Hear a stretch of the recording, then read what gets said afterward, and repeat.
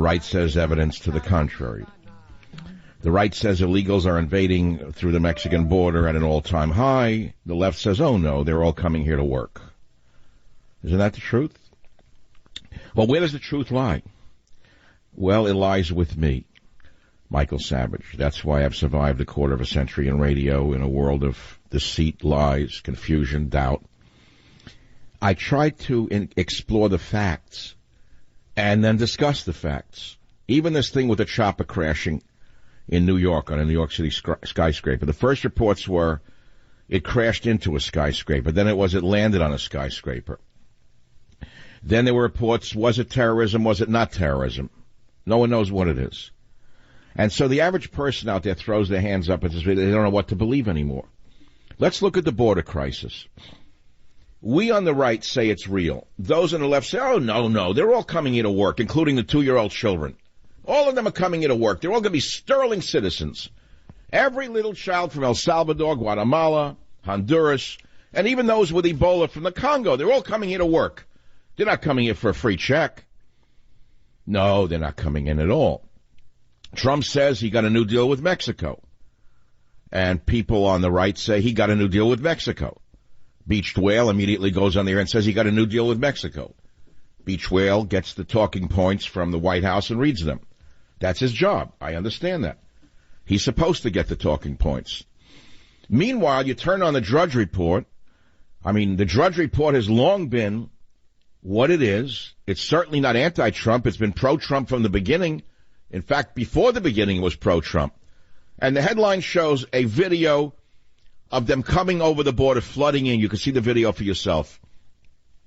Border battle, illegals mock Trump deal. Video shows border break over weekend. See them flood in. Kids coming in with chicken pox. Agents allow illegals to hand children under the wall. Coyotes offer all-inclusive trips, special deals for pregnant women. Can you believe this? Meanwhile, in a state of disbelief, Governor Newsom extends health benefits to illegal aliens without a vote of the people. The first state to extend full health benefits to illegal aliens while your father or grandfather is rotting away in a veterans hospital. They're buying votes. In the old days in Chicago, the Democrats used to give out little $2 bottles of whiskey to the bums in the streets to get them to vote. Now they give out more than $2 bottles of whiskey. They give out free medical care, free health care, you name it. The world is a crazy place, and people don't know what to believe anymore, so many people just tune out. Here's another crazy story. You can see the video. Tar oozes out from the ground in Los Angeles near La Brea tar pits. Tar and natural gas rises up onto streets near La Brea tar pits. And you see it coming up out of a sewer. Across from the street from the La Brea tar pits and museum. See tar coming up on the ground in Los Angeles. We forget what this is all about. The land of the dinosaurs. Maybe next a dinosaur will come out of a sewer. We don't know. He'll look for a job on radio the minute the dinosaur pops his head out. You don't know what to believe anymore. Caught on video, 2 men try to put bathing suit-clad girl into car's trunk in Riverside. I'm looking at the L.A. Times ABC local site. And you see them throwing a girl in the trunk of a car. In the trunk of a car. And they can't find the car, even though they have part of the license plate. No one knows what to believe. We're descending. Please strap on your seatbelts, because it may be a rough landing. Welcome to the Savage Nation. 855-400-7282 is the phone number. I guess I could say today's headline is Border Crisis, Real or Imagined. I'll go with the real. It's real. It's real bad. It's worse than under Obama. Far worse. Now, about the new deal with Mexico, the New York Times says it's an old deal, not a new deal. Right away, the president says it's fake news. Beached Whale says fake news. The followers of the Beached Whale, all represented by the same agency, say fake news. They get the mimeo in the morning. They call themselves great Americans, and whatever they're told to say, the great Americans say. You know, something I noticed over the weekend, the real great Americans don't call themselves great Americans. I went to a party at a guy I didn't know. He invited me over. Through a friend, I wanted to go. He's one of the few people in a town where I live part-time who has a U.S. Marine flag flying over his house in this liberal town. So I said, I got to meet these guys. This is the Napa County Marines. It's a group that has scholarships for children of fallen heroes. And I went there. And I'll tell you the truth, none of them said they were great Americans. I said, isn't it interesting? None of them marched around with leather jackets with their arms crossed, trying to peddle a book saying they were great Americans. Just an odd observation. They're quiet men. They're quiet men like boulders. That's what I noticed. And something happened there. I went there expecting to say hello to a few people, stay a while, and leave. And toward the end, I said, I have to leave. I'm going, blah, blah, blah. So they said, wait, we have to make a statement here before you go, Dr. S. So one of the gentlemen gives a tiny little talk about World War I, and I didn't quite know the story. I had heard of the Battle of Belleau Wood, and I didn't know what it was. Of course, we all heard of the sands of Normandy, and he gave me a little bottle of water from Belleau Wood, from the moss-covered Devil Dog fountain located in Belleau, France, which symbolizes the spirit of the U.S. Marines who fought there in World War I. And that's how the U.S. Marines got their name, Devil Dogs, because that's how they fought. When the Germans gave up, they said, how come you gave up? They said, because the Marines came at us like devil dogs. And ever since that day, the U.S. Marines have been known as devil dogs. But when they were asked where they got the power or the energy to fight like that, the Marines said, well, before we went into battle, we drank from the moss-covered Devil Dog fountain. This gentleman gave me a bottle of water, a tiny bottle of water from Belleau Fountain. I'm not going to drink it. That's not the point. He gave me another little flask with sand from Omaha Beach. I'm not going to play in it. But I was very moved by it. You know why they gave these to me? For something I had forgotten. They said, Dr. S., you were the only one in the media who championed the U.S. Marines falsely accused of atrocities in Haditha, Iraq. You went to bat for them. You raised over $200,000 for them. You helped get the truth out, and they were freed because of you. We never forget it. And what I learned was the great Americans know who their friends are. I saw the same thing with the Special Forces guys who allowed me in their company last Christmas. None of them call themselves great Americans. They never do. Only fraudulent hipsters disguising themselves as tripsters, wanting to be cripsters, when in fact they're nothing but coinsters. In radio call themselves great Americans. I'm sick of it. I can't take it anymore. You think we're all on the same team? There is no team. It's all greed. It's all greed, or as someone once said, everyone has larceny in their hearts. I like that one better. But not these guys. These guys don't have larceny in their hearts. They have great Americanism in their hearts.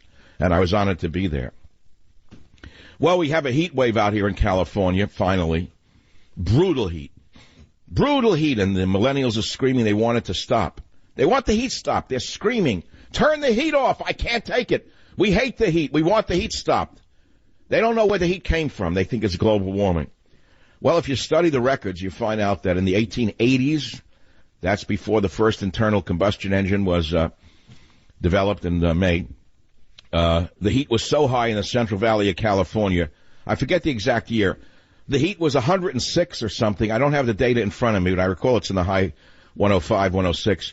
It was so hot in the Central Valley that the corn stalks exploded from the heat. Would you believe this? Say, well, how could corn stalks catch fire? From the heat. That's how. That's way before the industrialization, the development of cars, rather. It's not global warming. There are cycles to heat. Now, don't get me wrong. I'm not one of these muddle-headed right-wing phonies who don't know about the environment. I've been spending most of my life, well over 40 years, working on conservation issues, been out there, done that, worked in the... you don't know this part about me. Do you know that I once tried to get to the Mururoa Atoll in the Western Pacific to get some coral, steal it from the coral atoll to prove the French had decimated the entire South Pacific with radiation as a result of the hydrogen bomb tests? I don't think you know about that. I never talked about it. Well, I did. So I've been on this environment thing for a very long time. Why? Because we all share the earth. And don't believe, see, here's the left-right thing again. You don't have to buy the entire narrative if you believe that there are people on the earth who are damaging the earth. Of course there are people who are damaging the earth. It's been true for the beginning of mankind. There have been bad people. There have been bad people in New Jersey who threw asbestos into the waterways. Watch The Sopranos. Raw asbestos that was supposed to be buried in dumps, they threw right into waterways of Jersey to save money. Watch The Sopranos. There's evil people right now doing the same thing, killing elephants for the tusks. And if you think that they're not in beautiful suits with hair plugs in Los Angeles connected to hedge funds, you're out of your mind, John. Oh, no, it's not just the poachers in Africa killing the elephants for the ivory. It's some of the nicest people in L.A. and New York. Watch Billions and see what they do for money. So you come to understand that there's no way to understand it all just by saying, I'm a liberal, so I believe in this. I'm a conservative, so I believe in that. You have to evaluate the situation as it is. So let's go back to the first situation today. Border crisis, real or imagined? Answer, real. Back in a minute. California to give illegal aliens full health benefits, even families making up to $250,000 a year. It's on michaelsavage.com, link to the original story. Students want legal immigrant professor fired for criticizing illegal immigration. Helicopter crash lands. We don't know what that's about. No one knows what it means. Have no idea. The tree that President Macron of France gave to Trump to symbolize friendship has died. Apparently it was forced into quarantine by the U.S. Agriculture Department, which is very protective of the health of our trees, but not the health of the nation. So they put a tree from France in quarantine to protect indigenous trees, but they let hundreds of thousands of illegal aliens pour over the border without putting them into quarantine, many of whom have diseases that are spreading amongst the population. That's a fact, Jack. That is a fact, Jack. Occasional Cortex wants to make it easy to study magic mushrooms or the psychedelic drugs. That woman is like a living magic mushroom. It's like a magic mushroom with a skirt. Film captures the loss of tar natural gas. Oh, you heard the stories already. MS-13 gang member used chickenpox-infected toddler for fake family claim. All right, I'll tell you what I'm going to do. Anyone who gets on the air in this hour gets a copy of A Savage Life out for Father's Day. Should I read you a story from it since you're not interested in the news? You know, if I were you listening to me, would you really want to hear all of this stuff? All the news, when you could click onto a site and get it in 2 seconds and vomit. Should I read you about, I don't know, do you want to hear any of the story? You know, it's a heat wave, right? So I'll tell you a story, the heat wave story. It's not even in the Savage Life, but it could have been. We slept on a fire escape in the Bronx in the hot weather. You see, boys and girls, there was a time in America when there was no air conditioning. Yes, that's right. And there was actually a time in the world, there is still time in the world and places in the world where there's not even a fan. That's right, boys and girls who live in Silicon Valley, those of you who are crying and screaming and taking your meds. So when it got hot in New York, we put blankets and pillows on the fire escape. It was kind of fun. It was like camping outdoors. You didn't have to go to Yosemite National Forest, state, whatever it is. You didn't have to go to Glacier National Park. You slept on it was our balcony. It was our veranda, a fire escape. It was kind of fun in a certain way to be with your father and mother and sister out there on a fire escape. Kind of miss it. I could do without it. And we didn't have swimming pools either, by the way. The guys, some of the men had wrenches and they'd open up a fire hydrant. Imagine that, what happened to the guy today. You remember any of this, Jim? I swear, as God is my witness, they'd open a fire hydrant on the hottest days in New York. And they didn't care. The water just gushed out into the gutter. And guess what we did? We ran in the water, in the gutter. We ran in it. It was cold, icy water from the Catskill Mountains. What did we care? No one said, you're going to die of pollution. Don't run in the water. No one said anything. We splashed it. We threw water at each other. We had a good time. And that's what we did. Now, we don't have air conditioning. I guess you got to sue somebody the minute you come in from Honduras. They got to give you an air conditioner at the border. Maybe they should have the Border Patrol meet them with a fan, a handheld fan, and start fanning them at the border so to prove that they're not racist. No, I think that that's true, that occasional Cortex ought to say the DOJ and the others should be arrested for not providing fans for the illegal aliens after their long bus ride. How are they getting here looking so clean? I told you, haircuts, hairdos, new shoes, new sneakers, new outfits. How are they getting to the border? Answer. By bus. The world that you know is over. The world that you know is over. The world died. It died at Normandy. The D-Day ceremony that I talked about last week was the end of a whole generation, the end of an era. That's when there was duty on our country. Now, there are still men and women who believe in duty on our country. Don't get me wrong. Unfortunately, the majority of Americans believe in nothing at all, except if it feels good, do it. Why not do it in the road? That's all they believe in. So you see an idiot like Occasional Cortex. She mocks someone who tried to debate her, and she says, I have 4 million followers on Twitter. Well, if you're Kim Kardashian and you show your breasts, even through clothing, you can have 4 million followers in 2 seconds. See, that's the country we live in. The country we live in. Who are you going to blame for that? I don't know. Who do you blame for anything? You don't blame anybody. I am simply a social observer. And by the way, the New York Times interview with me will be out this week. I have no idea what's in it. I will say this. After reading that Kim Jong-un threw one of his generals into a fish tank with piranha fish last week, if I do get invited to the White House again, which is doubtful, I will avoid any large fish tanks.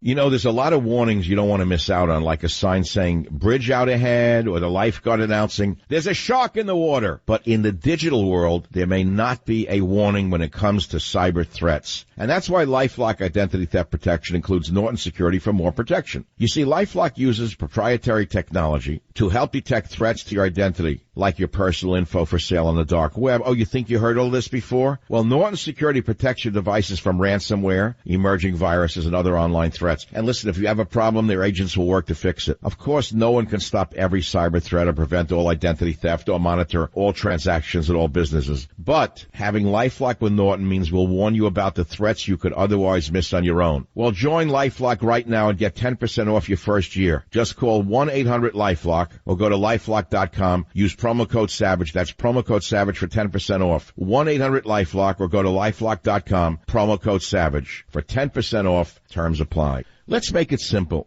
Let's make it really simple. It's a sanctuary where he cares for up to 1,500 abandoned dogs, cats, and horses. It's 115 acres up in the mountains above L.A., and he rescues abandoned animals from all over the country. And all you got to do is go to deltarescue.org/savage and make that donation you've been thinking about doing. Remember, your contribution is tax deductible. It will make a difference. For more information on Delta's tax-saving estate planning and how to save the animals, you build your estate, your compassion goes to work, visit deltarescue.org/savage. So, again, if you love animals and hate taxes, and who doesn't, visit deltarescue.org/savage today and donate. That's deltarescue.org/savage. Line 2. Tim, welcome to the program. Tim from Las Vegas, Nevada. Yes, sir. Mr. Tim, are you there? Line 2. Go ahead, please. All righty. This is the part of radio I like to take off a finger. Jim, I am calling for a caller who's not there. Line 2, going once. Yes, sir. This is Tim from Las Vegas. You build up to it. You try to call it. They're on the line and they're not there. This is one of the horrible things about. Let me tell you about One Arm Frank. It's in A Savage Life. It's one part of my life. It's some things are slapstick funny. Did I ever tell you about One Arm Frank? Well, in those days, my father knew a guy with one arm. I don't know how the guy became one-armed, but in those days, you didn't know a lot of people with one arm. Even today, I guess you don't know one-armed people because they have, synthetic arms or whatever they're called. So this guy in those days had no arm, and the sleeve was sewn up on a suit. In those days, reality was not hidden. Kids saw reality more or less the way it was. Today, you make believe, you don't see it. But in those days, you saw the guy with the sleeve sewn up, and if you're a kid, you say, wow, what happened to you, man? And that's what you were named. You got a name, like One Arm Frank. They weren't mocking him. It was a way to remember somebody. Like, you look at The Godfather, Fat Clemenza, right? He was a fat guy, easy to remember, Fat Clemenza. So this was One Arm Frank. Well, he was known as One Arm Frank. He was a very sweet guy, but he had a sick breath on him. Now, there's different levels of sick breaths. There's pyorrhea. This one, to this day, my right eye goes out. If I say One Arm Frank, I get a migraine immediately, just remembering the stench. Let me explain something. One winter, my father was driving him home from Lower Manhattan, dropping him off somewhere in Brooklyn. And Frank was in the front riding shotgun with the one arm. I was a kid sitting in the back. It was minus 4 degrees out, but we had a ride with the windows open. You know, we had a ride with the windows open. Did you ever meet a person like this? Whenever Frank spoke, the car filled with a nauseous fume. And I'd say, are we going past the Trun's meat factory where they slaughtered pigs? No, we're not in Williamsburg. Did we happen to run over a small furry creature that got caught in the muffler? And the smell is shooting up through the floorboards. Did you step in something on the way to the car? Answer, no, it's Frank talking. That's what it was like. No, it's just Frank talking. There were people like, to this day, no, it's solved now. Dentists have cures. People run around, they squirt, they spray. I don't understand people who live like that. So I just told you the story of one-armed Frank, which is found, I believe, in A Savage Life. But it doesn't typify my whole life. Just a childhood remembrance, that's all.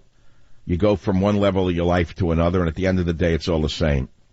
I remember reading a story about an Italian. When he started out, his parents used to make wine in the basement. Poor immigrants. And he drank the wine from the basement as he grew up. Then as he got richer in life, he started to buy the finest of Italian and French wines. $1,000 a bottle was nothing for him. And then what happened as he got to be an old man, he started to make wine in his own basement in the estate that he lived in, the same old red wine that his father was making, and he preferred it to the most expensive wines on earth. Go explain that one to me. Well, I don't have an answer for that one. Maybe it was better than the most expensive wines on earth. 855-487-282. I started with politics. What would you like me to talk about? Family stories, my horoscope, politics. Let's see. That's a little sound job coming out now. We got Bill de Blasio is running for office in Iowa. Schmendrick. You know what I was going to talk about, Iowa? Why is Iowa still relevant in the new multicultural America? Can anyone explain it to me? Why does Iowa still matter? Is Iowa really relevant in the new multicultural America? No. I have no idea why people go there like a pilgrimage. I'm not knocking people from Iowa. However, ethnically, it's primarily white folks, and America's no longer primarily in that way the same as it was back in the 1880s when, horse and buggy era. Oh, I love they go to New Hampshire for polling. Who lives in New Hampshire? 30,000 people addicted to OxyContin and a few normal people who pay the taxes. That's about it. Why would you use New Hampshire as a standard for who's going to be the president? I don't understand that. I wouldn't go to Iowa, but Bill de Blasio, who's really a great guy. Oh, yeah, great guy. He goes to Iowa, no one shows up. Nobody shows up. Doesn't even go to Iowa. And then we got to worry about the illegal aliens and how they're going to vote. Unbelievable to me. Then you got the idiot Cory Booker, Spartacus. He has the same IQ level as Kamala Harris, divided by 3. If you were to take Kamala Harris's IQ, as I said, she reminds me of a woman who, if you gave her a compass, she couldn't find true north unless she had a guide next to her saying the N means north, and when you make the big hand go on the N and you walk in that direction, and she'd go, oh, that's where the stage is, okay. But if there was no stage and it was like a trapdoor leading out to a well, she'd go right into the well, God forbid. Cory Booker is about her minus, let's say, divided by 3. That's why they're both in politics. We don't get the best and the brightest, necessarily. Don't get me wrong. Don't take it all the way to the top. Say you just proved Trump is... No, I didn't prove anything. Trump has his name on buildings around the world. You don't, moron. That's all I can tell you. That's my answer to everything. You want to criticize him? His name is on buildings all over the world, moron. Your name isn't even on your underwear. You don't even have embroidered cufflinks. Cory Booker suggests that spending money on border security is like rejecting Jewish refugees during the Holocaust. You know what I would say? Every Jew listening to this show, but that's like talking to myself. There are no Jews listening to the show, none. Jews don't listen to talk radio, because if they're religious, they don't listen to radio, number one. And if they're liberals, they don't listen to me, so what's the point of saying that? How could he say that spending money on border security is like rejecting Jewish refugees during the Holocaust without being seen for what he is? That's the most insulting statement you could make. You understand that? Bill de Blasio shrugs off not registering on important Iowa poll. It's a poll of 600 Iowans. This guy I don't like. The Google CEO, Sundar Pichai. YouTube will begin targeting content which doesn't exactly violate policies. They are the new fascists. I wanted to talk about that one day. How the robber barons of today, back in the 1900 era, there were robber barons, and the people hated them.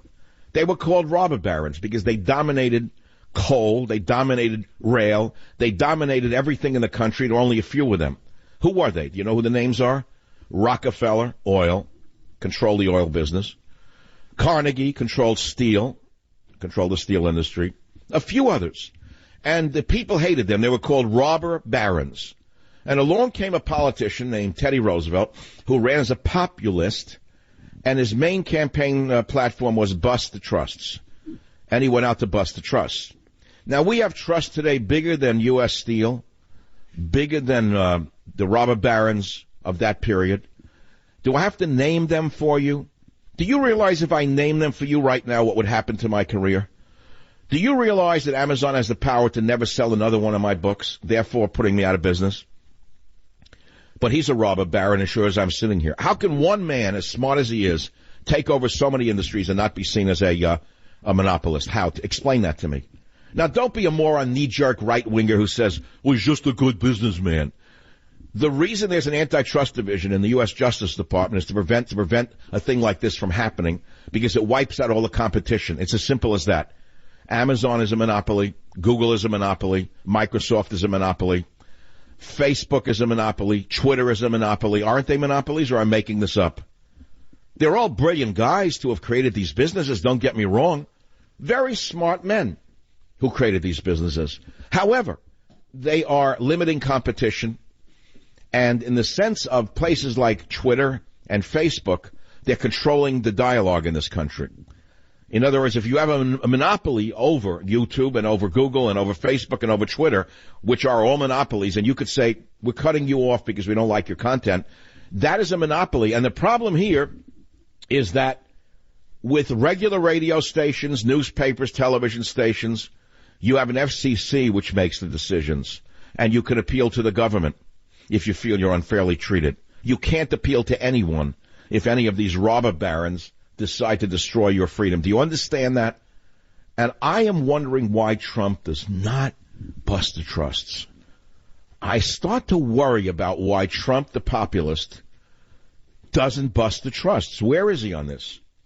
I mean, Amazon is his arch enemy. The guy bought the Washington Post, Bezos.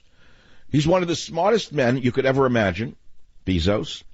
He went and bought one of the most powerful newspapers in the country, specifically to have leverage over the president. And as a result, I think the president's afraid of even talking about Amazon as a monopoly. Or I heard a little rumbling about it last week, but I think he was just throwing a bone to both right and left who want these giant companies broken up. By the way, this is an interesting issue, the monopoly thing. It turns out that both the right and the left want these companies broken up. Am I right or wrong? Anyone out there agree or disagree? No one's listening. All right. No one. I'm talking to myself. I didn't say Trump and Mueller. I didn't say Barr. I didn't say Dean. Who's this guy? Dean they wanted? That's all they're talking about now, Dean. I read about Dean testifying. I thought they were talking about hot dogs or little sausages. Jimmy Dean. I didn't know who Dean was. Why is this an important story? I heard Dean, some schmuck from the Watergate era. That's now the hot button topic for the great Americans in talk radio. Should Dean talk? Shouldn't Dean talk? I don't eat those things because of the nitrites in them and the saturated fat level. So I'm not interested in what the guy who runs the sausage company has to say about anything, frankly. So now I got to tell you about the chin and the jaw job. And I do have to say it. They're a great advertiser. What should I do? Not tell you about the double chin that you hate? You think it's just going to go away? Look at your jawline in the mirror. Everyone knows how old you are with that thing hanging down like a turkey. Here's Robin from Lubbock, Texas, who says, I put Genucel jawline cream on my neck 2 or 3 days ago. This is the best my neck has looked in 20 years. I'm blown away. You see, with Chamonix MDL technology, Genucel's brand new jawline treatment specifically targets the delicate skin on the neck area for tight, healthy, younger-looking skin. You will see your mirror smile back at you, or 100% of your money back, no questions asked. Well, that's a good deal.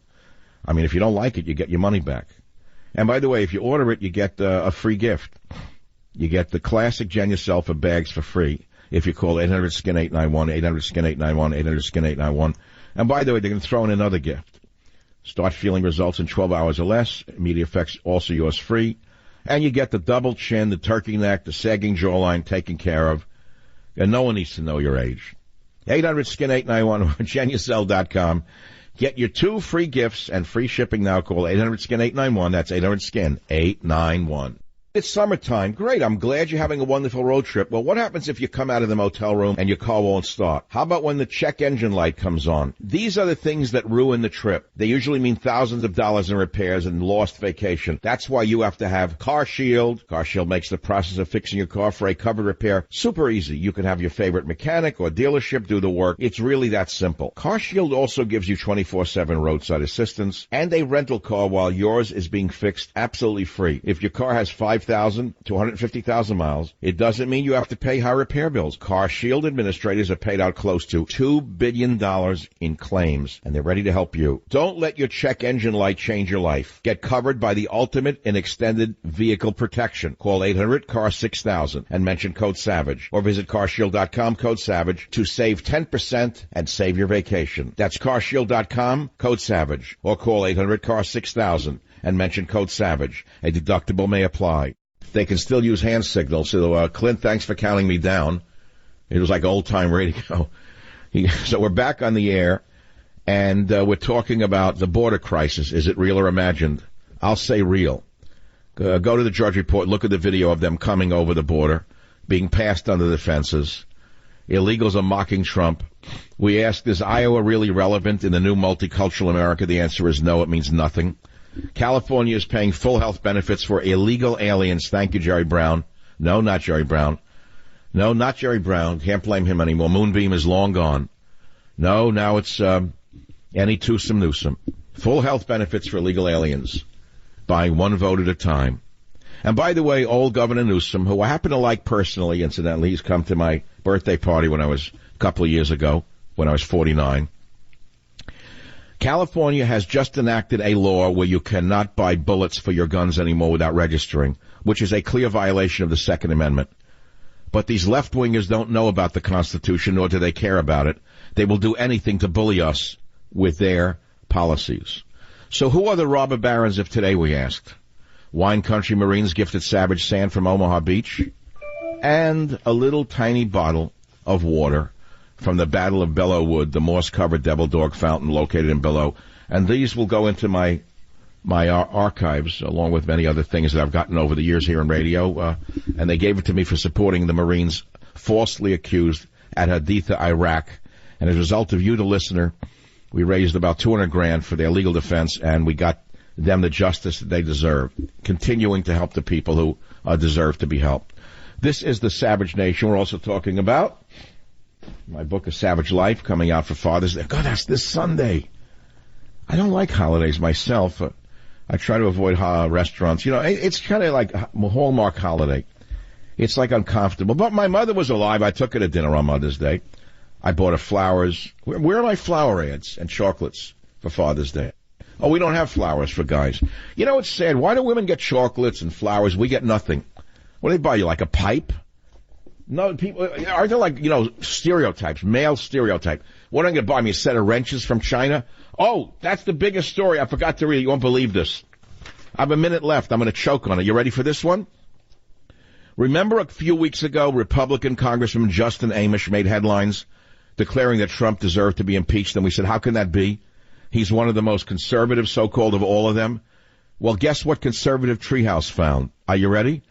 His personal tool business, Michigan Industrial Tools, is the parent company manufacturing in China that produces Tecton Tools, which is Justin Amash's Michigan family business. Can you believe this? You talk about something that is sneaky. Republican Justin Amash, who called for the impeachment of Trump, you thought he was a conservative? Well, guess again. He owns a tool company called Michigan Industrial Tools, but the tools are actually made in China in a company that he owns in China. You know, Trump probably wore a white sport coat and a pink carnation in the limousine as he shot by on Union Turnpike, while I was wearing a dirty apron washing dishes in a luncheonette on Union Turnpike, which is fine. He was the rich guy. I was the poor kid. Trump and Savage breathed the same air as children or as boys, but we lived in two different worlds. Today's show may as well be called A Tale of Two Cities. And yet we came together by fate 50 years later, where the once poor boy helped the ever-rich boy reach the highest office in the land, in the world, that is. I'm glad that I did it. I mean, it's amazing how fate works. It's almost a biblical story in its own strange way. If I were telling a biblical story, how the poor boy, 50 years later, helps the rich boy reach the highest office in the land. It's almost a biblical story, and I don't understand what it really means. I'm just glad that I helped save America, but how long this will last, anyone knows. I'm quite concerned that although Biden is what Trump says he is, a dummy and a loser, he's liable to win. And I'll tell you the reason is because I think people want a steadying sail in this crazy country of ours. They don't know which way to turn. They can't take the hatred anymore, the confusion. I know that it's dumped on Trump day and night, and he has every right to be pissed off, as I am all the time. But he is the president, and I'm wondering if it's hurting him more than it's helping him. I just don't know where it's going to sit with the women and people who don't like harsh language. I know from radio people don't like harsh language.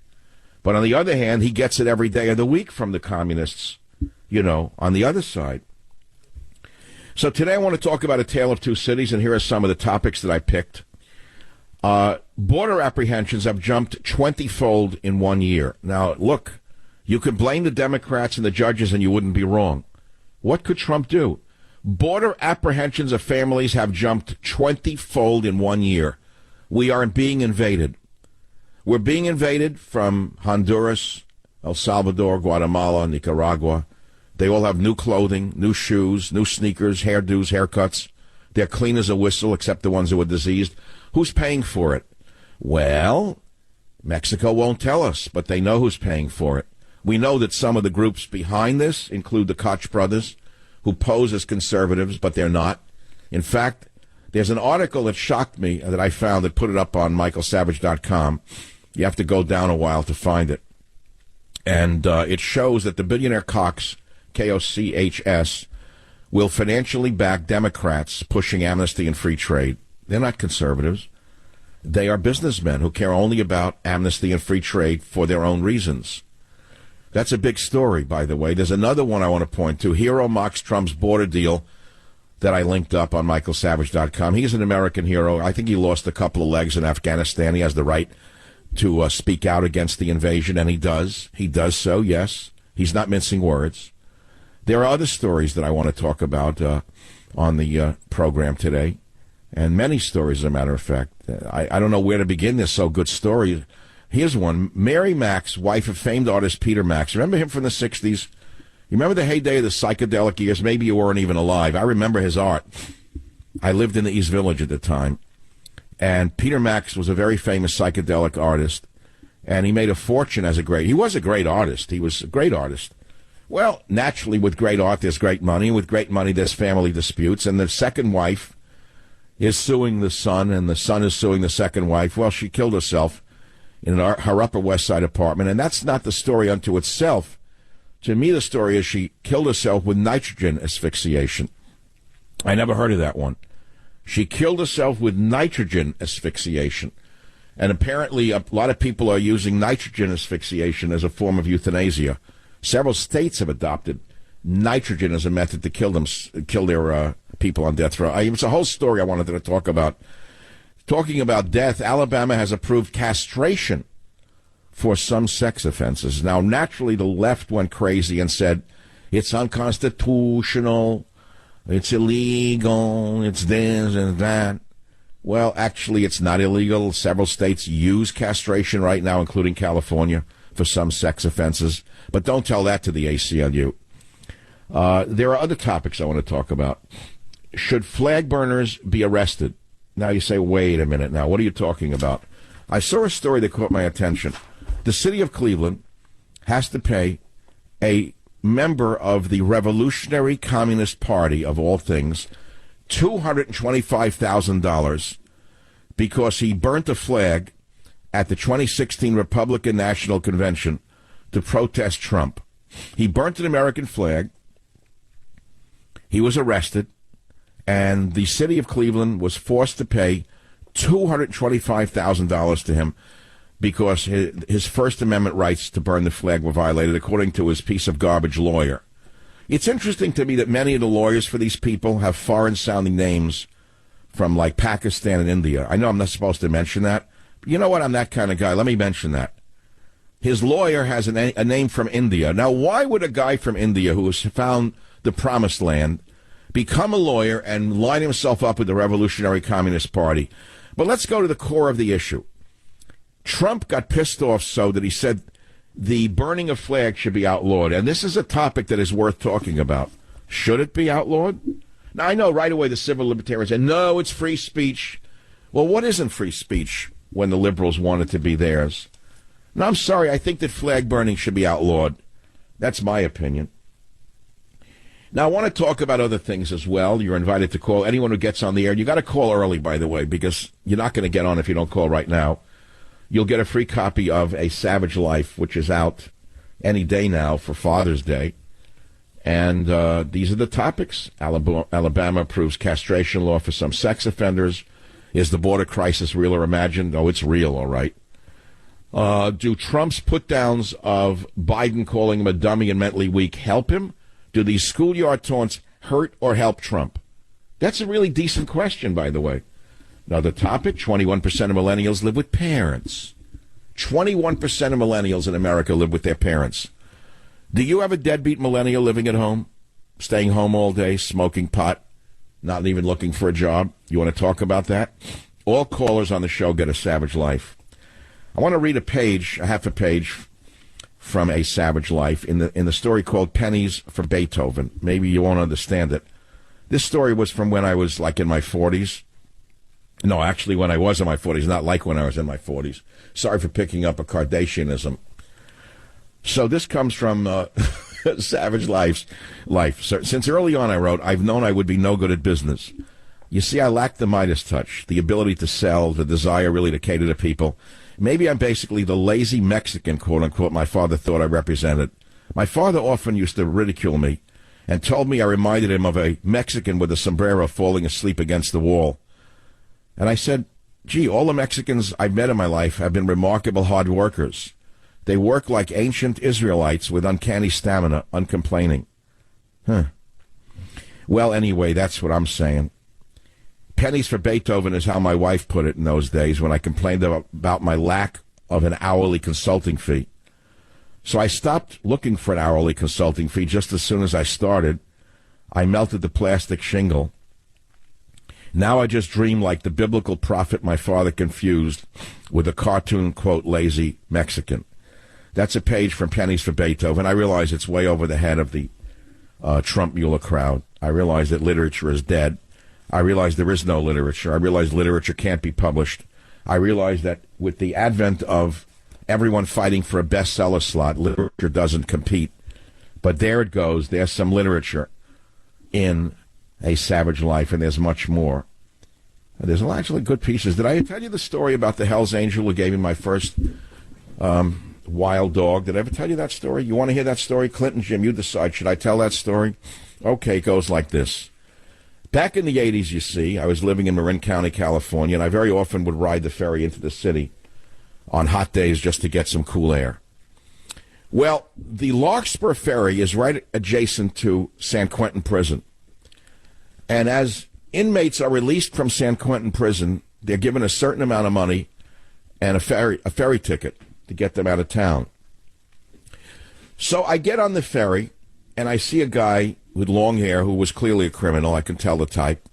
Somehow we immediately talked to each other, and we struck up a conversation. He had just been released from San Quentin. I don't know why. We just liked talking to each other. I was just a writer and a consultant at the time, but I had a wild streak in me that I guess people who are wild can recognize. I'm like the unbroken horse who leaves the trainer on the ground in the corral. And I'm just a hairbreadth away from being a criminal myself in many ways, I suppose. But then again, it's been said that artists and criminals have an awful lot in common. So as I say, we struck up a conversation, the guy, the Hell's Angel and I, and we started to talk. And as the ferry got to the city dock, he said to me, why don't you come out to my house and I'll give you a puppy. I said, all right, I'm crazy enough to do that.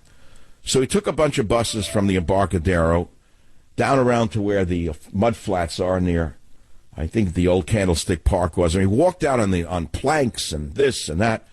The nicest guy in the world introduced me to his, quote, old lady. And they had a litter of pups. And they were all border collies. Well, he said, you want one? I said, sure, okay. I didn't want to insult the guy. So I took the border collie in my arm, the little newly born puppy. I don't know how I got home. I really don't remember. A series of buses and I don't know. I get home. The kid loved the dog. The kids loved this dog. This was the wildest dog I ever owned. His name was, I actually forgot his name. I don't remember his name. I've had so many wonderful dogs. And they've all gone to dog heaven, and I'm sure they're all waiting for me to treat me well because I've treated them well. Bandit. Bandit looked like a bandit. I named him Bandit. Well, Bandit was the wildest dog I ever owned. Being part border collie, he could jump 6-foot fences or higher. So we lived on a hillside at the time in Marin County in a little house, the first house I was able to ever buy. And Bandit had a habit of jumping the fence, running across the valley to a girl dog. I swear to God, this dog was so smart.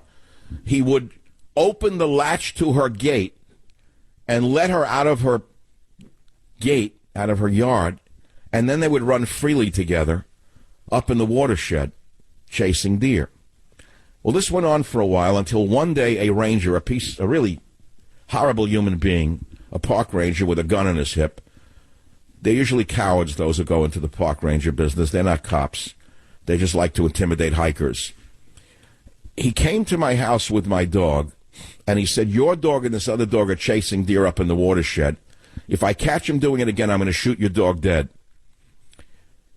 Well, he never shot the dog dead because I made sure Bandit never got out again, unfortunately. But that's the story of Bandit and the Hell's Angel on the Savage Nation, and you can't read about that in The Savage Life because it's not in there. It's summertime. Great. I'm glad you're having a wonderful road trip. Well, what happens if you come out of the motel room and your car won't start? How about when the check engine light comes on? These are the things that ruin the trip. They usually mean thousands of dollars in repairs and lost vacation. That's why you have to have Car Shield. Car Shield makes the process of fixing your car for a covered repair super easy. You can have your favorite mechanic or dealership do the work. It's really that simple. Car Shield also gives you 24/7 roadside assistance and a rental car while yours is being fixed absolutely free. If your car has 5,000 to 150,000 miles, it doesn't mean you have to pay high repair bills. Car Shield administrators have paid out close to $2 billion in claims, and they're ready to help you. Don't let your check engine light change your life. Get covered by the ultimate in extended vehicle protection. Call 800-CAR-6000 and mention code SAVAGE, or visit carshield.com, code SAVAGE, to save 10% and save your vacation. That's carshield.com, code SAVAGE, or call 800-CAR-6000 and mention code SAVAGE. A deductible may apply. The limousine and the kid with the dirty apron washing dishes in a luncheonette. And here we are, not complaining. I can tell you stories. I can tell you politics. I can just give judgment. You know, I realized something today. That most talk show hosts sit there like judges, including myself. We're sitting in judgment of virtually everything that goes before us. And we act like we know more than anyone else what the right answer is. And if we don't act that way, well, no one will listen to us. But how many of us really know what we're talking about is the question. I know what I'm talking about. I've lived long enough to tell you we cannot take in all of the world's poor. Is there anyone on earth who would believe we can take in, 300 million? Should we displace the entire population with poor Guatemalans, El Salvadorans, Nicaraguans, Brazilians? Is that what you want, you idiots? How can you not understand that a nation without borders does not exist?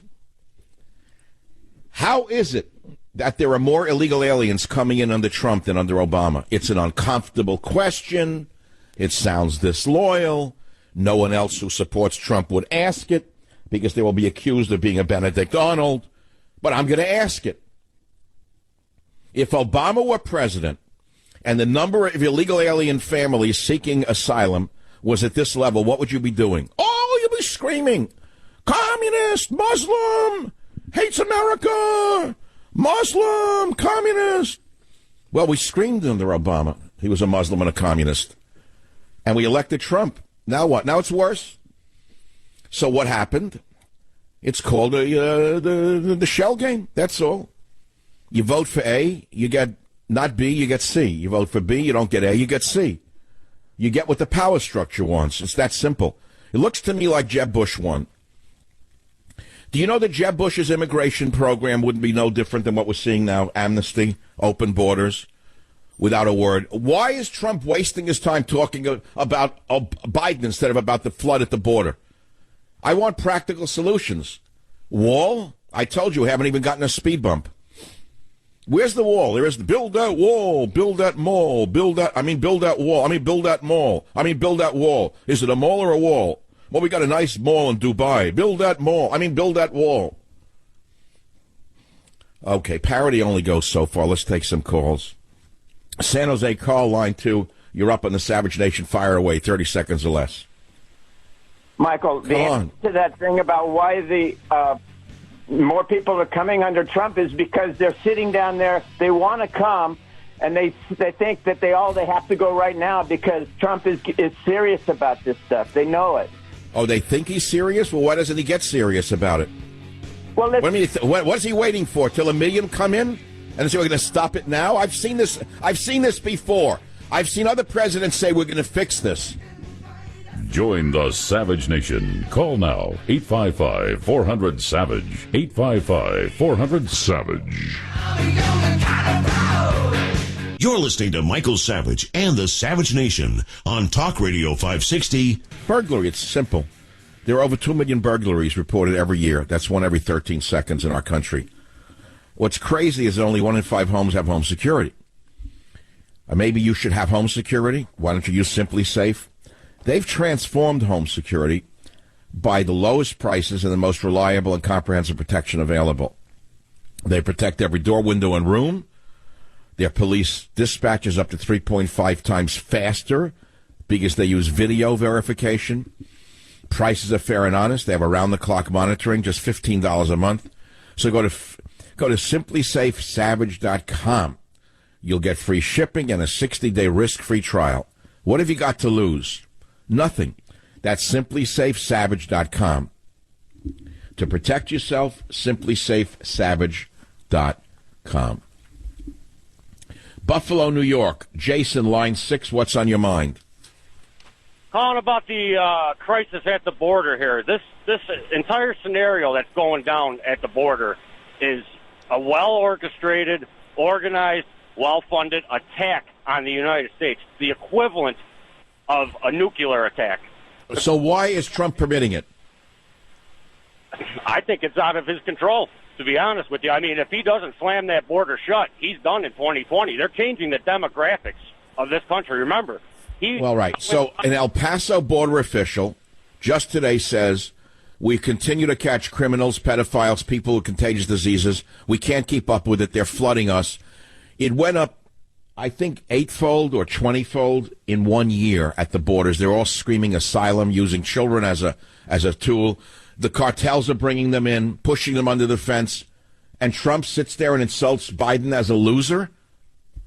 You remember there was a president named Harry Truman who said the buck stops here. Why doesn't the buck stop there is what I'm asking. They're deliberate. Let me ask you something. Is it disloyal of me to ask the question? Am I not allowed to ask it?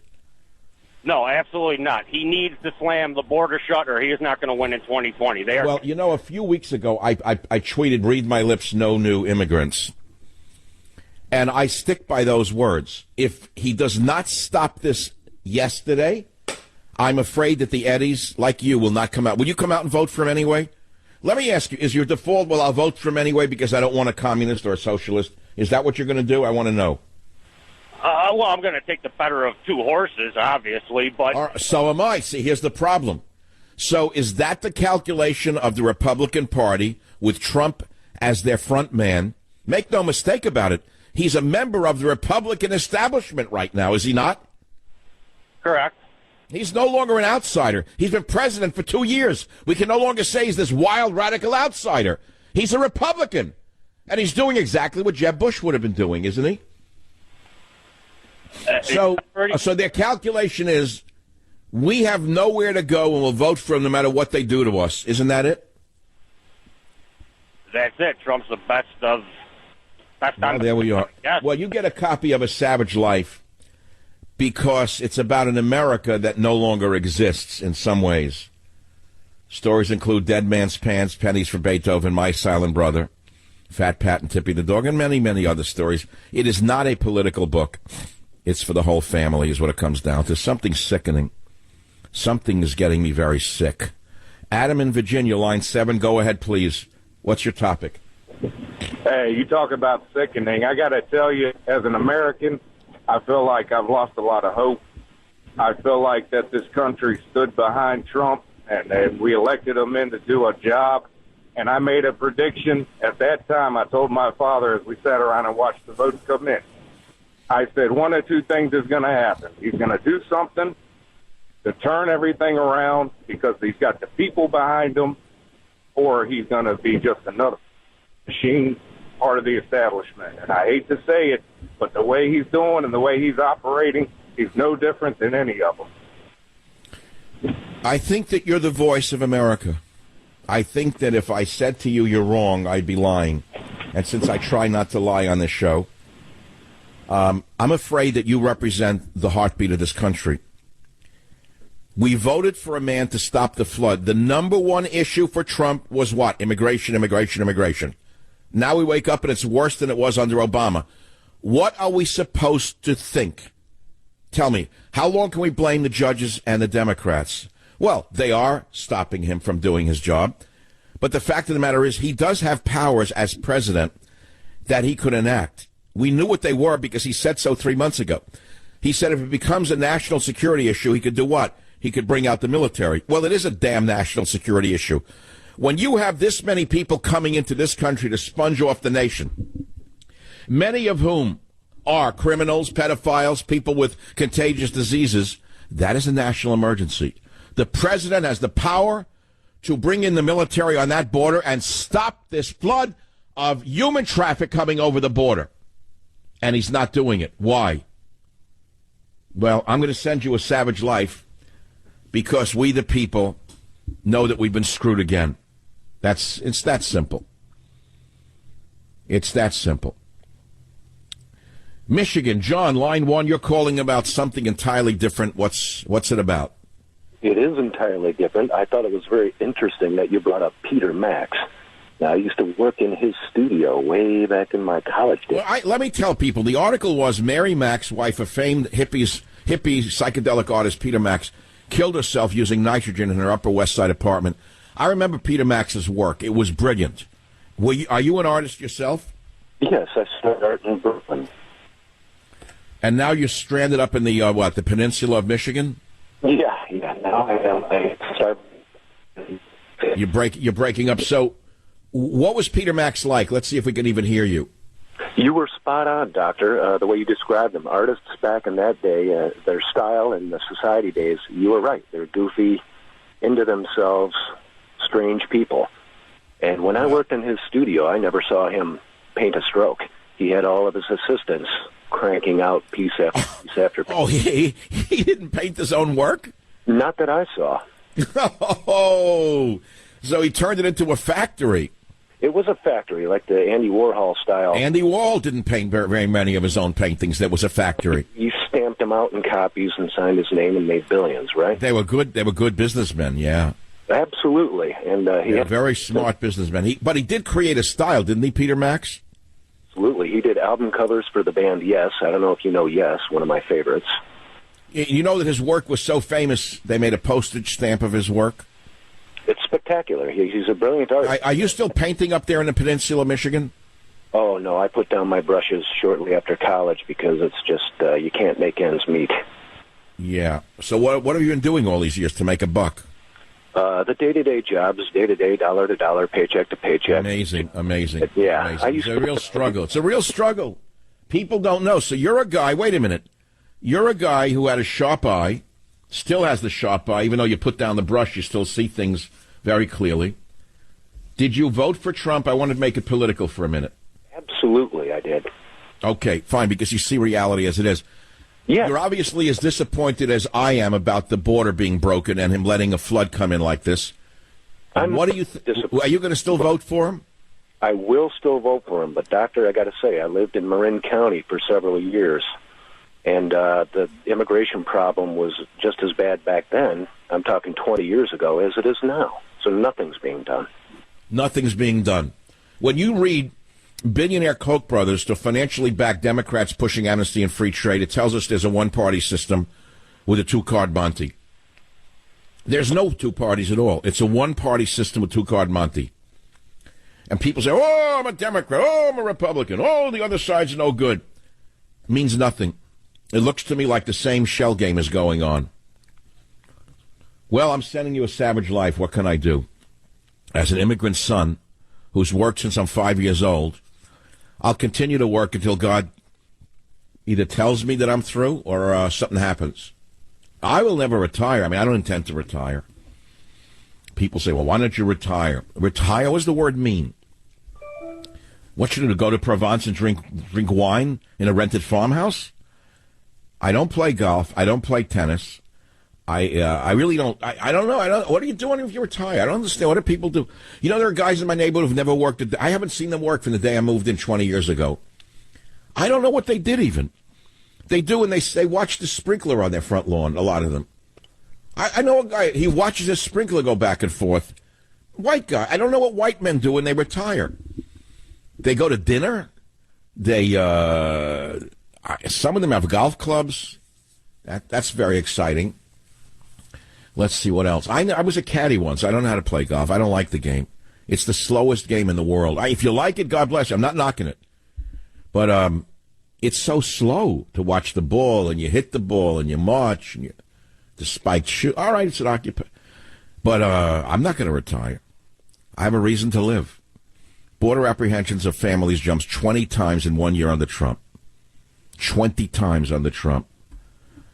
So that's why I played a white sport coat and a pink carnation when I opened the show today.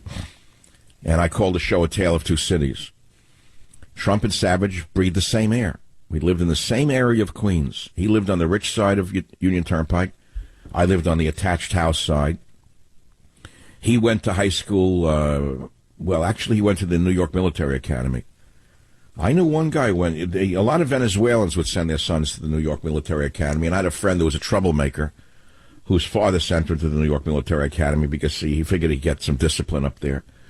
There were a lot of rich kids. They partied at 15. You know what like Venezuelans were like? Boys, 15. They always looked like men. How they had beards. They like shaved at 15. They always like bigger. What is it, like the meat that they eat or something? The Argentinians, the Pampas. These kids are like 15 years old. They look like grown men. I don't understand that. But they went to the New York Military Academy, and they would party. They knew how to party, these guys. They come in, they go to like nightclubs at 15 in Manhattan.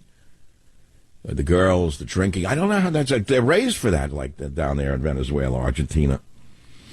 So I knew one kid, as I said, who went to New York Military Academy. His father was like a gangster. Great guy.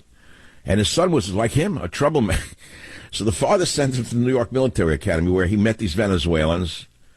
They were Argentinians. And then I, through him, got to know them, went out with them in Manhattan a little bit. It was a lot of fun in those days, as I said. But two different worlds. Two different worlds. And 50 years later, the poor boy helps the rich boy reach the highest office in the land. And I'm sure that if he gets word of what I'm saying about immigration, he doesn't like me anymore. He's probably saying I'm not, loyal. Well, I think I'm loyal to the truth. And I think that that's all that matters at the end of the day. Because the day I'm not loyal to the truth, I'm going to retire. The day I have to become a pimp, as too many have become in the radio business, I'm going to quit. But thus far, no one has told me what to say once in my entire life on the radio. Do you know that? Management keeps hands off. Management keeps hands off, and there's no pressure on me to tell me what to say or what to do. And I am here only for you, the audience. And if you think I have not paid the price, you're mistaken, but I'm not complaining. That's the way it is. I'll be right back.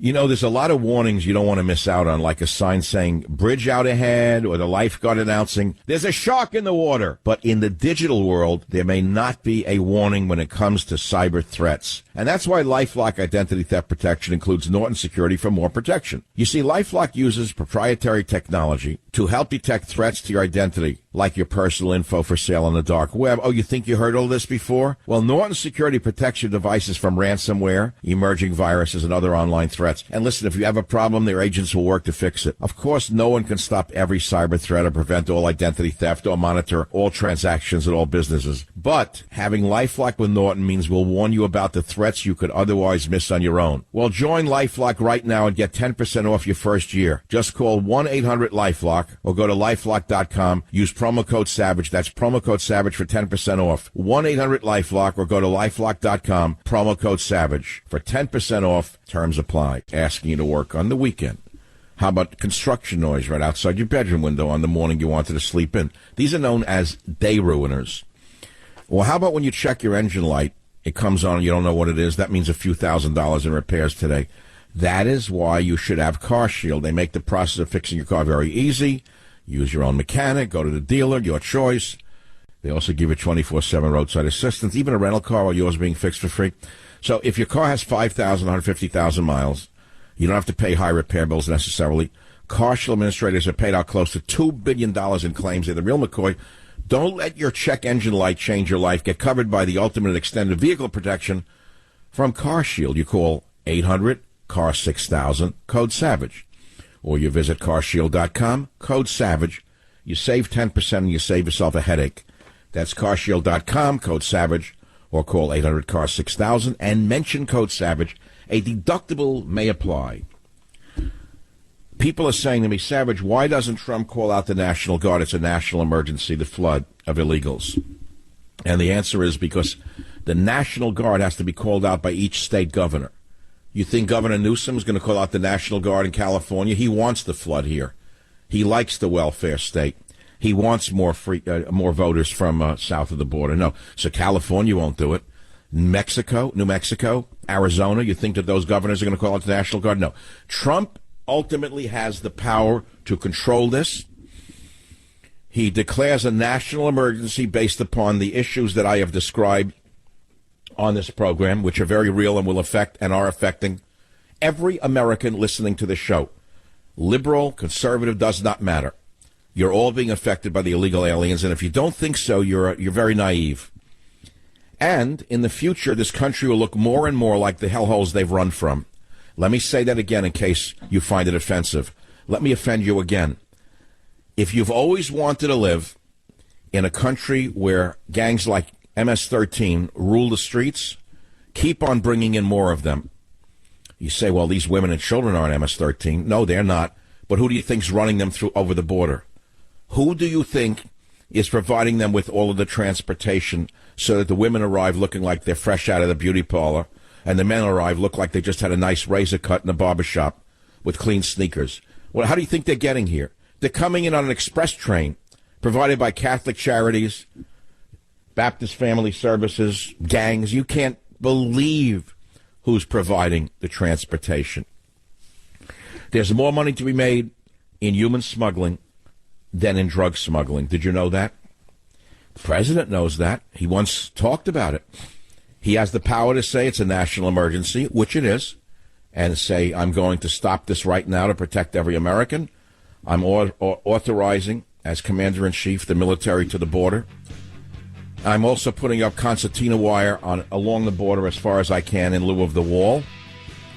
And we hope that the American people will understand this is in their best interest. Thank you very much and good night. That should be done from the Oval Office.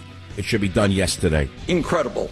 That tells you all that you need to know about the results of unfettered capitalism. All of us want to live long, happy, and productive lives. But in America today, the very rich live, on average, 15 years longer than the poorest Americans. In other words, the issue of unfettered capitalism is not just an academic debate. Poverty, economic distress, and despair are life-threatening issues for millions of working people in this country. While the rich get richer... Shut him all. I would arrest him. You know, I believe in free speech, but when you stir up people to attack people in the streets, as this piece of garbage just did, do you have any idea what this demagogue Bernie Sanders is about? Do you think he's just a kindly old man who cares about poor? Do you understand what he just said? He is telling the masses of ignoramuses out there to go out and kill the rich.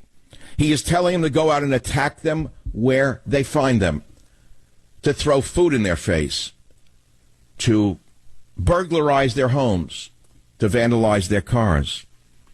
But you know, Bernie, not only are you a demagogue and dangerous and you should be deported from America just as Emma Goldman was, oh yes, you should be deported for sedition for what you are doing in this country. But you're a liar on top of it all, as are all demagogues. You see, Bernie, I know that Fidel Castro, one of your heroes, outlived the Cuban peasants. Didn't he, you evil demagogue? Didn't he, Fidel Castro, in your Socialist Republic of Cuba, outlive the peasant? And what about your former KGB elite friends? Didn't they outlive the Soviet peasants? You evil hate monger, you. Do you understand how dangerous this man is?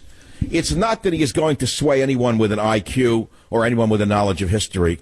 It is that he is swaying hundreds of thousands, if not millions, of moronic millennials who are sleeping in their parents' basement, but they have the power to vote.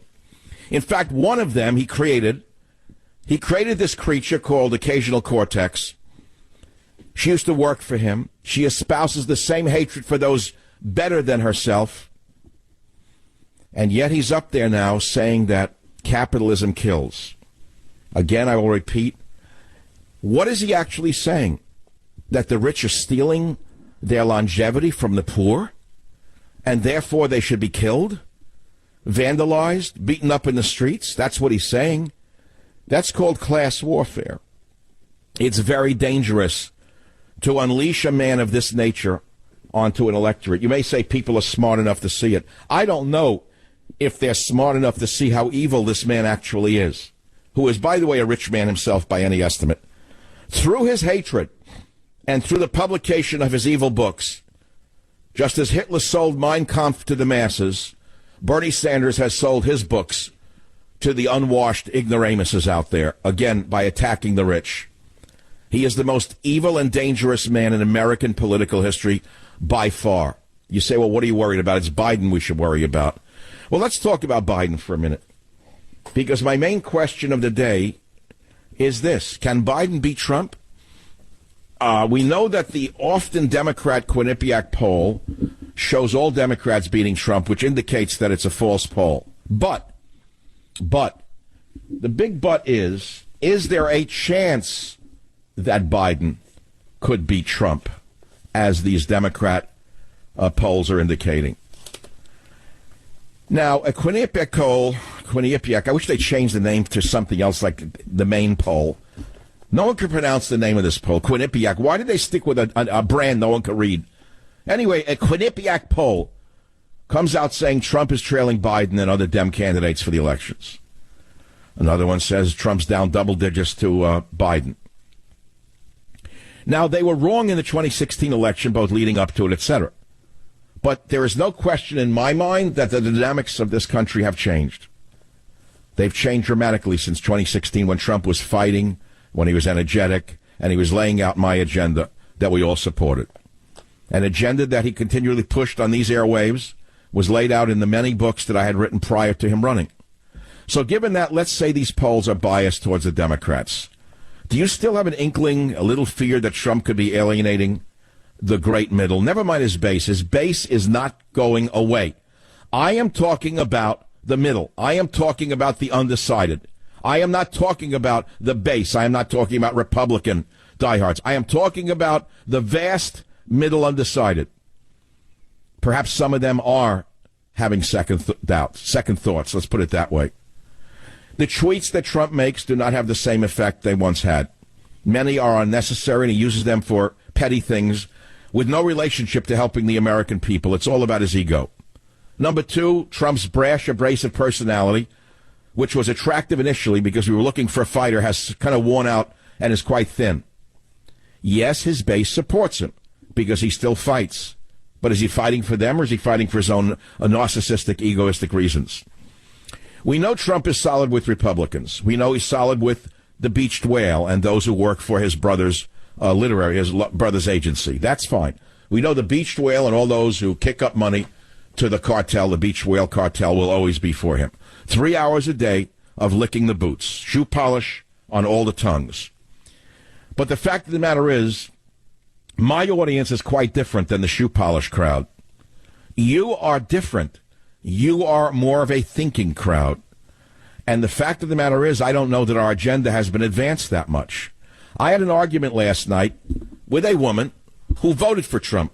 She has been a lifetime conservative. Voted for Trump, lifetime conservative.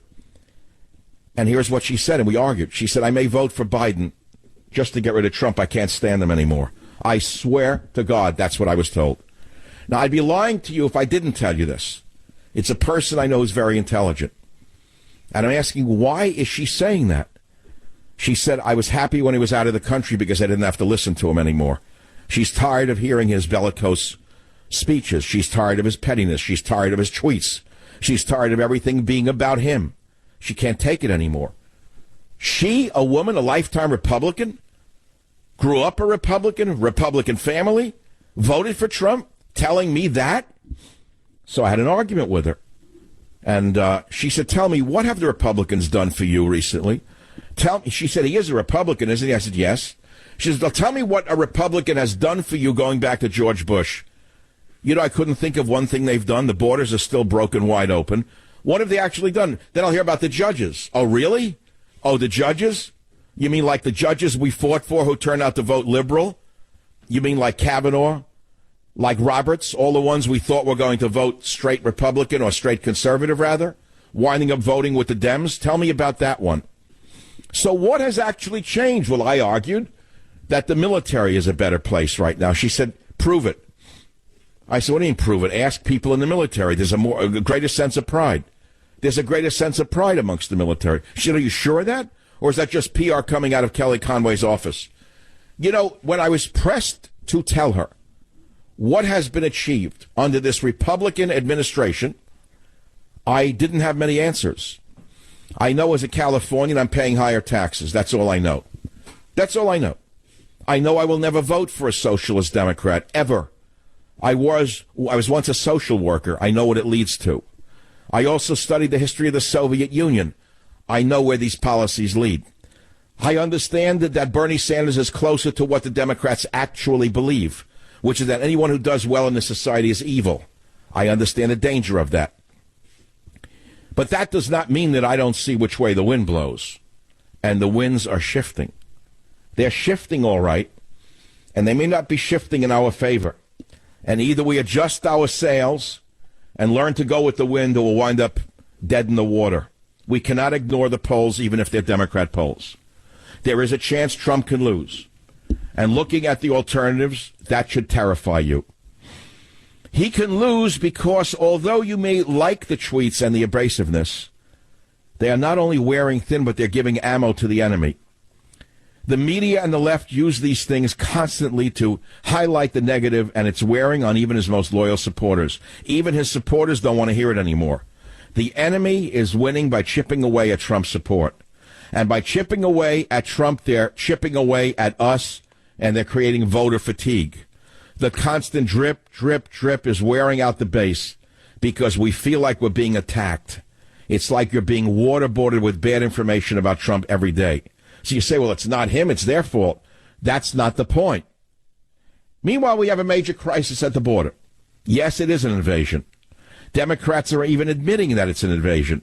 But Trump seems useless to get anything done about the surge of illegals coming over the border. This was a strength that the Dems are highlighting as a weakness for him now. Follow what I just said. Trump's original strength was saying he was going to stem the flow of illegal aliens. Now the Dems are saying he has not done so. They just don't want the illegals here for votes. No, no, no. They want the illegals here to keep coming in to show you how weak Trump actually is. So they will wear you out with that. And next they will come at you and him with impeachment. How much of that can you take before you say, I cannot take any of this anymore and I just want a relief from it all? I want anybody but him. I can't take it anymore. Do you understand? I'm not saying that that's the position that is correct. I'm telling you the emotional position of the people. And that leads us to the Republicans. What are they doing to help? What have they done to help you in your life? Why are they standing by as the battle is taken to Trump and to the average Eddie? We're told they're conservative. They're not. Now, you can point to the war on terror, but there have been attacks here under this president. Maybe not large-scale radical Islamic attacks, but Las Vegas happened, and it was a white guy with a machine gun in a Las Vegas hotel. Jews, innocent Jews, were killed at the Pittsburgh synagogue. Who did it? Not a Muslim. Not a Muslim. White guy with a handgun. San Diego synagogue shooting happened. Muslim, no. White guy. So we're talking about the border, national security, and the economy. The economy is 100% winner for him. But guess what? The polls show people don't give him credit for it. The border is a 0. You give him a report card, he gets 100 on the economy and a 0 on immigration. Did you hear what I just said? Look at the whole picture. Look at the whole picture. This is the fight of our lives. Not for his life, not for his ego, not for his narcissistic systems. It is for our lives. Because you see, it is not President Trump on the ballot. It is my and your agenda. And if we lose to one of these left-wing lunatics running for the Demon Cat nomination, it will be over for good this time. Because they have all been radicalized. They have been weaponized against the middle class, and they don't care about moderation anymore. The Democrats have been weaponized against the middle class, especially the white middle class, and they want to win at all costs, and the cost will be everything. But today, withdrawing your own cash has become very, very risky. Listen, according to The Secret War on Cash, a new Swiss America white paper I just read, it made my hair stand on end. You better be careful when you go to the bank. I learned why banks are now required to spy on you and I for the government. And then they report any financial behavior deemed suspicious or unusual. What does that mean? Get The Secret War on Cash now by calling 800-289-2646. 800-289-2646. Did you know simply spending cash today is enough to get you branded as a potential criminal? You heard me. You better read The Secret War on Cash. It's free by calling 800-289-2646. The new war against cash is really a war against all freedom-loving Americans. Find out how to survive and thrive by reading The Secret War on Cash. It's free if you call 800-289-2646 right now. Is losing by double digits to Biden and Bernie Sanders, which we know is rubbish. But the fact of the matter is, even if it's rubbish, we should ask the question, because no one is invincible. No one is invincible, and Trump has some negatives that have not gone away. And the other candidates, while they have enormous negatives, they've changed their game. Sanders is too demonic to change his communist rhetoric. Biden, on the other hand, stopped bashing white males. I have the tape, which I'll play in about 10 minutes on this show. When it originally came out, he was an occasional Cortex with pants. He was using the far-left rhetoric attacking white males. I have the tapes. I'm running them right now through the election, over and over again. But notice that Biden suddenly stopped doing that. He got a new campaign advising team, and they said play the middle ground, don't attack, don't take Trump's bait. So Trump calls him stupid yesterday, attacks him like a schoolyard bully, and Biden wisely doesn't take the bait and doesn't answer in kind. This is what I'm talking about. The new strategy of Biden is worrisome because it's smart. He's very smart. His campaign is very smart right now. You could say he's dumb. You notice how all of you who used to say he's a groper stopped saying groper because that wasn't working. Now you're going to pick up what Trump said and say he's dumb. How do you know he's dumb? Because that's what you're told to think? He's dumb. He's been vice president for a number of years and senator. That he's dumb? I don't think he's so dumb. I think maybe the electorate is dumber than you may think. So I'm a little concerned here. I don't like the trends. I don't like the... You know what I don't like personally? I don't like that Trump has not really come up to the job in some ways, personality-wise. Now, look, I have the same brash personality as Trump. I want to be very clear about it, but I am a talk show host. I am not the leader of the free world. What I say on these airwaves is one thing, but if I were in public office, I certainly wouldn't say the same things that I'm saying on this radio show, because I'm then speaking to a whole different audience and the world. So what you have to do is modify your rhetoric, pull in your horns, as they say, and become presidential. But we have the same man who ran for office in 2016. Now, many of you think that's charming. Many of you love it. You like his bellicose ways. You like the vanity. You like the ego. You like the narcissism. You like the strutting. I understand that. But at a certain point, it starts to wear thin for people. And I'm worried that a lot of women in particular and those considered to be independents are not as in love with Trump as they were in 2016. That is what I am worried about. And the reason that I offer any questions at all is because I am not the beached whale. I do not have shoe polish on my soul. I do not know how to lick boots. I do not know how to carry water. The beached whale is getting me sicker by the day. The beached whale, 3 hours a day, is a PR machine for the president. It's actually sickening to listen to. I don't understand how this can go on. I don't know how an intelligent man can spend 3 hours of his every waking day licking the boots of any man on this earth. I do not understand it. And I start to wonder if this beached whale is not trying to destroy talk radio itself. The same man who raised up all ships with a rising tide, God bless him for that, I think is now sinking all ships. And I see the ratings. And let me tell you something, no matter what anyone is telling you, while CNN's ratings have collapsed, so have Fox's ratings collapsed. I have them in my hand. Yes, Fox News is down 25% compared to the same week last year. It's true CNN is down 55%, but Fox is down 25%. And if you think the beached whale is up this year, you have another guest coming. He is down from last year because the people can only take so much of the same thing every damn day. All right, summertime already. Okay, things change. What if a spring breaks on your car or a sensor goes out? What about if a simple check engine light comes on while your family and you're in your car? What if you're just going to work every day and it comes on? Well, it can mean thousands of bucks out of your pockets. And that's why you need Car Shield. If your car breaks down, they make the process of fixing it for a covered repair very easy. You can pick your own mechanic or have a dealership do the work, your choice. Car Shield also gives you 24/7 roadside assistance. They even give you a rental car for free. If your car has 5,000 to 150,000 miles, it does not mean you have to pay high repair bills. Car Shield administrators have paid out close to $2 billion in claims. They're the real McCoy. Don't let your check engine light change your life. Get covered by the ultimate and extended vehicle protection.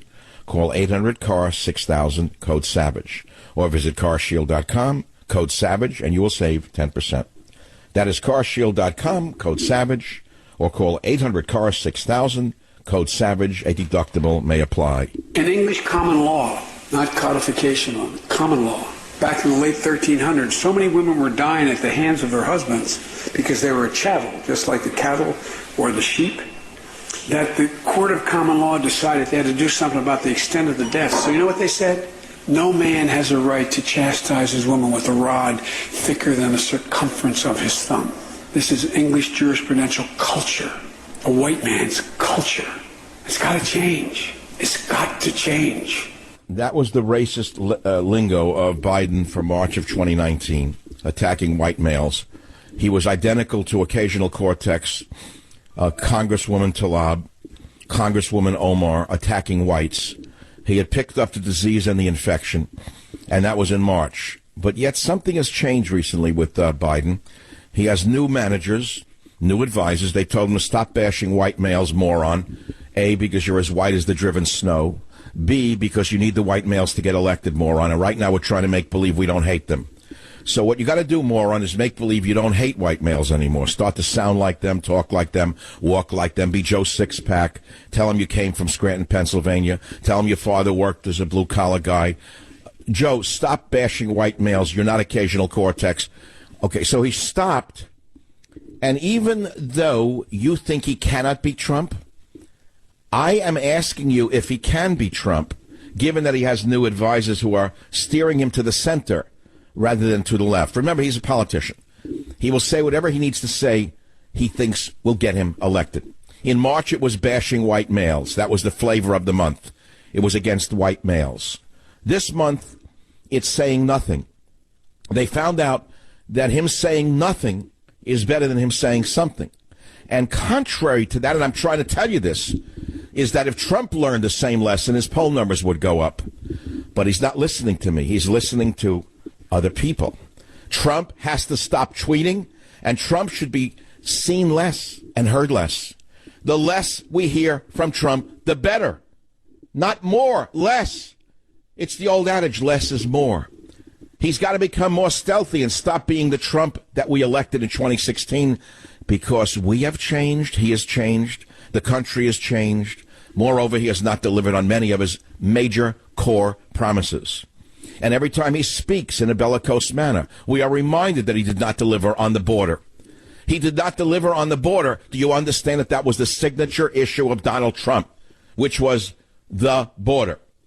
His signature issue, I have the speeches going back, was close the border. We'll stop the illegals. You remember you idiots were chanting, build that wall, lock her up, build that wall, lock her up, build that wall, lock her up. Well, now the MAGA people are not chanting, build that wall anymore. You're not even chanting, build that speed bump.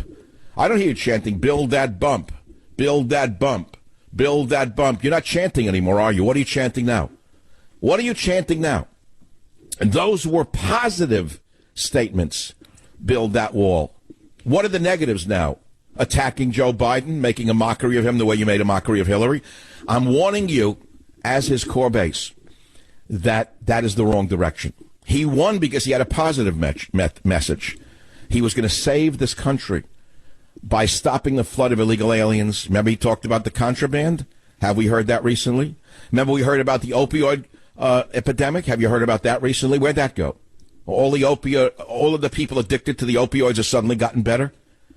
What happened to that epidemic? It went away? So, things are not exactly perfect. I know he has enough enemies out there, and you're saying, how dare you criticize him? You're falling into the enemy camp. You're wrong. You're wrong. I'm not a PR agent for Donald Trump.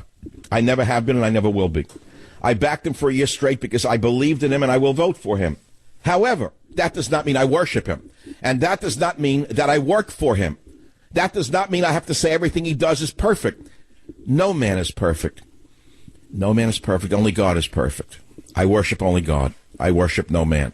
All men are fallible. All humans will fail us. It goes back to Eve when she bit into the apple. All humans are fallible. That includes Donald Trump. And the fact of the matter is, to worship a man is a very dangerous thing in a democracy. In a republic such as ours, we are not supposed to worship a man. I said the same thing when Obama was president. I was resenting the worship. I don't like the worship of politicians. It is a very dangerous trend. And I'll tell you something else I don't like. And I'll say it right now, and I'll say it over and over again. The constant refrain of fake news is extremely dangerous. And let me explain why it's very dangerous. You want to hear why it's very dangerous? Because it could apply to our side of the aisle just as well. How much of what you hear on the right side of the aisle is fake news? Well, you don't know. You think it's all true? They're all false and we're all true? The way to defeat arguments is to actually argue with those presenting the arguments, not to say fake news. And if you don't have an argument to defeat the opposition, and all you do is revert back to a statement of fake news, you're not really winning the argument. It becomes a sort of witch hunt, the same kind of witch hunt that's being applied to him. You can't attack all the news and call it fake news when it's all not fake news. That's absurd. And what happens is, if a Democrat should win, whether it be in the next election, God forbid, or after that, finally America shifts back the other way, and it will happen. Don't fool yourself. It's happening. It could happen as soon as 2020. It may happen in 2024. It happened during the congressional elections. If we start shifting to the left and they get power, more power than they have now, they will say that anyone on the right side is delivering fake news, and they will try to shut us down, as Twitter is doing, as Facebook is doing, as all of these other sites are doing under the dictators who run these sites.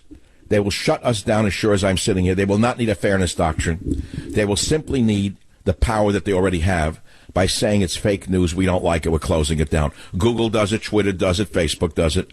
They're out of control with their power. Of course, that's a separate story I talked about yesterday, which I'm not going to talk about today. But the minute you start saying that your opponents are delivering fake news without debating them, you are entering a twilight zone that we may never come out of. Do you understand this yet? Boy, I hope you do. All right, Raphael in El Paso, line 2. Raphael, thank you. You win a copy of A Savage Life. What's on your mind? Greetings, Dr. Savage. I am calling from ground zero of the invasion that's taking place in America right now.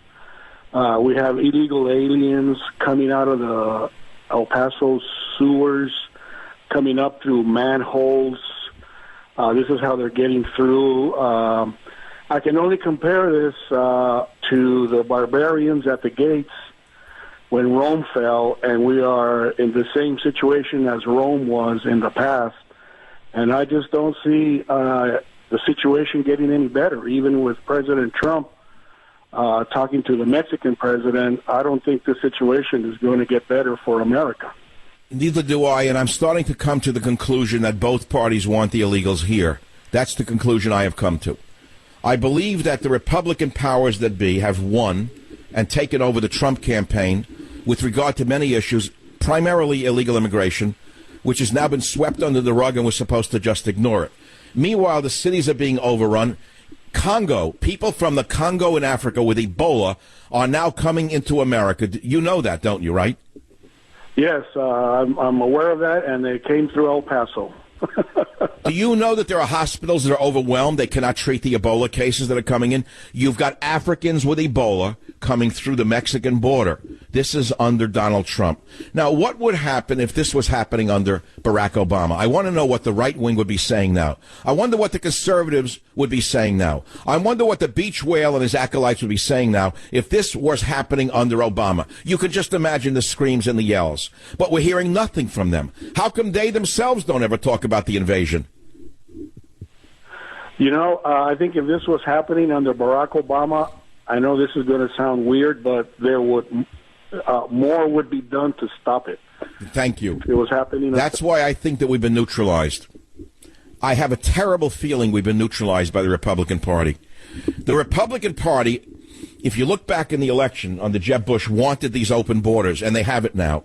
I believe that they have taken control of the Trump administration, and they're running it exactly as they would if Jeb Bush was in that White House. That is my opinion right now. I thank you, Raphael. Again, a copy of Savage Life. A Savage Life goes out to you. I know you're going to enjoy it. Let me take one quick call again. We're getting so many calls. Bill in Detroit, line 3. Go ahead. What's on your mind, Bill? Dr. Savage, I appreciate the criticism of Trump, and I wish the beach whale cartel would lend some more of that criticism towards him, and then we might actually get some work done on the wall. Thank you very much. Can I be the only voice of outrage left in conservative talk radio? Where the hell have all the others gone? Exactly, but to your point, real progress being made, you're in California. I'm in Detroit. You know, I see the reinvestment into auto plants. I see my buddies who work in these auto plants, are skilled trades. They're working 12 days a week, or 12-hour days. Thank God. He gets 110% on the economy, 110% on the economy. If I were grading him as a teacher, he gets an A+ on the economy. He gets an F on immigration. F on immigration, A+ on the economy. You want to go down the list? I'm keeping score. Are you? Yep. Well, thank you. Let me tell you something. Healthy criticism is the sign of a healthy democracy, and silence is the sign of a dictatorship. That's what people are worried about. More than mugging, more than terrorism, more than car theft, more than murder, more than the Democrats. People fear burglary. And what's crazy is only 1 in 5 homes have home security because most companies don't make it easy for you to have it. It's expensive. That's why I advertise Simply Safe, because they've transformed home security by breaking down these barriers to get you the best, most reliable, and comprehensive protection. I want you to visit simplysafesavage.com. You'll get free shipping and a 60-day risk-free trial. You've got nothing to lose. That's simplysafesavage.com. Once again, no wires, no drilling, easy to order, prices fair and honest, around-the-clock monitoring, just $15 a month. That's simplysafesavage.com, simplysafesavage.com. The president is literally an existential threat to America for 3 reasons. All right, let's stop right there. See, now, when you hear words like existential threat, you know that he doesn't know what he's talking about. That was, again, written for him by somebody. Well, existential threat. What does that mean? It means nothing. It means nothing, but it sounds suddenly he's intellectually, way up there now. Existential threat. When Netanyahu said that Iran was an existential threat to Israel, he was telling the truth, because if Iran were to invade Israel with 3 million men, cannon fodder, over the border, it would be an existential threat. That's an existential threat. The Mexicans who are letting the folks from Central America, Guatemala, El Salvador, etc., come over our border, that's an existential threat. What do I mean by existential threat? We have an existential threat with the border being broken open. That's an existential threat. It means our existence is threatened. And if you don't see that, I'm sorry, you're not seeing reality. People write, hopefully the tide has not shifted as much as we may fear. Ari Eden continues, nevertheless, the lack of border enforcement and the Dems drawing up more hysteria and hatred among their psychotic base is concerning for sure. That's why we fear for the future of our once great nation. Then Hugh Pollock tweets, with the recent acceleration of censorship on social media, yes, absolutely, Trump could lose. Now, you think that Jack Dorsey at Twitter, Mark, whatever, I can't remember, Zuckerberg and the other one at his company, Facebook, you think that they're just censoring people because they find it offensive? No, they're trying to swing the election towards a Democrat. And so since these platforms are a primary form of communication for millions upon millions of Americans today, the government needs to step in and make sure that these companies are immediately put under the banner of a federal agency that can monitor them in a fair manner like the FCC. I've told you that before. It's not rocket science. You make Twitter and Facebook and the other outlets exactly what they are, the equivalent of a TV station or a radio station, and they become under the banner and controlled by and follow the rules of the FCC. Why haven't you seen that happen? Why have you not seen Google, Facebook, and Twitter put under the umbrella of the FCC, which can be done with the stroke of a pen? Why? Because they have so much money. They have bought as many congressmen as you can probably imagine. That's called lobbying. Congressmen are cheaper to buy than a woman of the night on Ellis Street in San Francisco, I hear. They cost less, and they last longer. That's how much a congressman costs to buy today. Less than a woman of the night on the cheapest street in your town. The woman of the night may be with you for 20 or 30 minutes. The congressman who you smear off is with you for a much longer time. You pay once, and you own them forever. And that is why there has been no move to grab these social network companies, which are bigger than most governments, and put them under the control of the Federal Communications Commission. Because the congressmen who are supposed to do their job are being done.